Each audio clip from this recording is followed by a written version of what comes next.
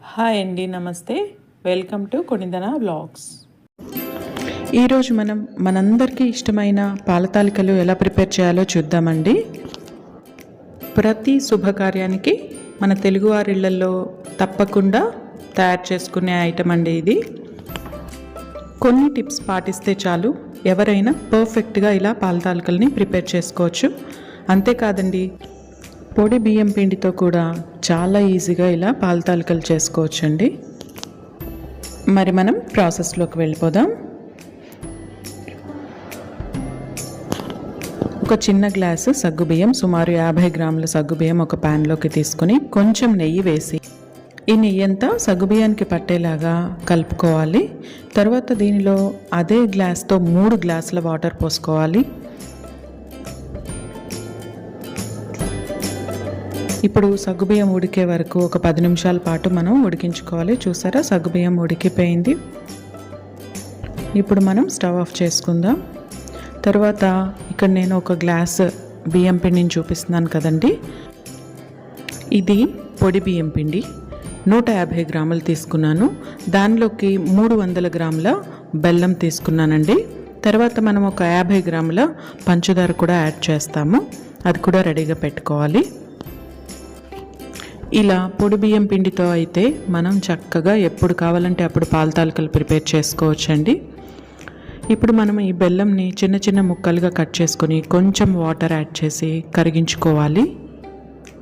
ఈ కరిగిన బెల్లంని చక్కగా వడకట్టుకోవాలి. ఏమైనా నలకలు ఉన్నా కూడా మనకి పోతాయి. తర్వాత ఒక మందపాటి ప్యాన్ తీసుకొని మనం తీసుకున్న పొడి బియ్యం పిండిని ఒక 2 నిమిషాల పాటు వేడి చేయాలండి. తరువాత ఒక గిన్నెలో ఒక గ్లాస్ పాలు, ఒక గ్లాస్ నీళ్లు కలిపి వేడి చేసి పక్కన పెట్టుకోవాలి. ఇప్పుడు మనం వేడి చేసి ఉంచిన బియ్యం పిండిని ఒక వెడల్పాటి ప్లేట్లోకి తీసుకుని దానిలో 2 స్పూన్ల మైదా యాడ్ చేయాలి. అలాగే మనం కరిగించి పెట్టుకున్న బెల్లం పాకం ఉంది కదా, 4 స్పూన్ల బెల్లం పాకం వేయాలి. ఒక 1/2 స్పూన్ ఉప్పు యాడ్ చేసి ఒకసారి మిక్స్ చేసుకోవాలండి.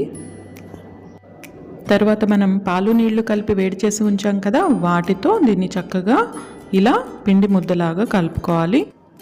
పిండి మరీ గట్టిగా ఉండకూడదు, అలాని మరీ జారుడుగా ఉండకూడదండి. ఇలా సెమీ సాఫ్ట్గా ఉండాలి. తర్వాత ఇక్కడ నేను చూపిస్తున్నాను కదండి, ఇలాంటి మౌల్డ్స్ మీ దగ్గర ఉంటే చాలా చాలా ఈజీగా పాల తాలికలు ప్రెస్ చేసుకోవచ్చండి. మొదట దీనిలో ఆయిల్ అప్లై చేయాలి. ఆయిల్ లేదా నెయ్యి కానీ అప్లై చేయాలి. పిండి అంటుకోకుండా ఉండడానికి లోపలంతా నెయ్యి అప్లై చేస్తున్నాను. తర్వాత మనం అడుగు మందంగా ఉన్న వెడల్పాటి ప్యాన్ తీసుకుని దానిలో ఒక గ్లాస్ పాలు అలాగే ఒక గ్లాస్ నీళ్లు వేసి మూత పెట్టి మరిగించుకోవాలి.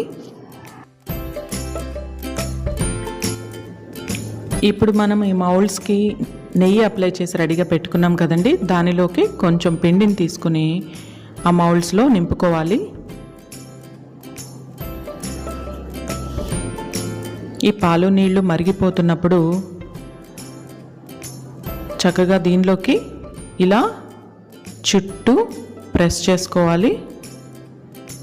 మరలా మూత పెట్టి ఈ పాలు నీళ్లు కొంచెం బాయిల్ అయ్యే వరకు మనం అలా వదిలేయాలి. అస్సలు గరిట పెట్టకూడదండి. ఇలా మళ్ళీ బాయిల్ అవుతున్నప్పుడు మరొకసారి ఈ పిండిని ఇలా తాలికల్లాగా ఒత్తుకోవాలి. మరలా మూత పెట్టి బాయిల్ అవనివ్వాలి. ఈ ప్రాసెస్ చాలా చాలా ఇంపార్టెంట్ అండి. ఇలాగే చేయాలి. ఒక 10 నిమిషాలు మీడియం ఫ్లేమ్లో ఉంచి ఈ తాలిక ఉడికిందో లేదో మనం ఒకసారి చెక్ చేసుకోవాలండి. ఇప్పుడు మనం పాల తాలికలకి కలిపిన పిండిని ఒక గిన్నెలోకి తీసుకుని దానిలో కొంచెం పాలు పోసి ఉండలు లేకుండా చక్కగా కలిపేసుకొని ఈ ఉడుకుతున్న పాల తాలికల్లో వేసుకోవాలండి. ఒక చిన్న గ్లాసు పంచదార, దానిలో కొంచెం వాటర్ వేసి ఇది కూడా కరిగించుకోవాలి. ఇది మనం బెల్లంతో అయినా కరిగించుకోవచ్చు. తర్వాత ఈ ఉడికిపోతున్న పాల తాలికల్లో మనం ముందుగా ఉడికించి పెట్టుకున్న సగ్గుబియ్యం ఇందులో వేసుకోవాలి. తర్వాత బెల్లం పాకం అలాగే పంచదార పాకం చల్లారిన తర్వాత ఇందులో వేసుకోవాలి. కొంచెం యాలకుల పొడి వేసుకోవాలి. ఇప్పుడు ఇవన్నీ కలిసేలాగా గరిటెతో చాలా స్లోగా మిక్స్ చేయాలి. మరీ గట్టిగా మిక్స్ చేస్తే తాలికలు కట్ అయిపోతాయి. తర్వాత ఒక ప్యాన్లో 2 స్పూన్ల నెయ్యి వేసుకుందాం.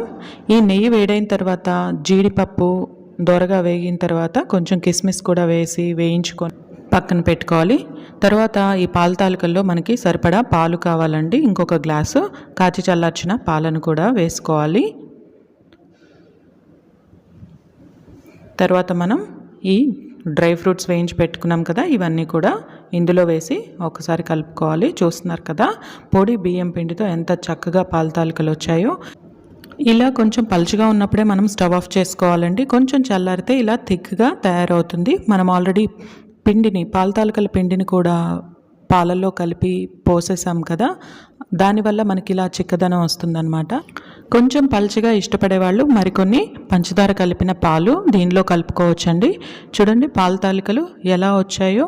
మనకి తడిపిండి అవసరం లేదండి, పొడిపిండితో కూడా మనం ఎంతో నీట్గా అలాగే మంచి రుచిగా ఇలా చేసుకోవచ్చు. ఈ ప్రాసెస్ ఇలాగే పాటిస్తే మీరు కూడా ఎప్పుడు కావాలంటే అప్పుడు అరగంటలో ఇలా చక్కగా పాల తాలికల్ని ప్రిపేర్ చేసి మీ ఇంట్లో వాళ్ళకి తినిపించేయచ్చు. ఈ వీడియో మీకు నచ్చినట్లయితే లైక్ చేయండి, షేర్ చేయండి, అలాగే తప్పకుండా సబ్స్క్రైబ్ చేసుకోండి.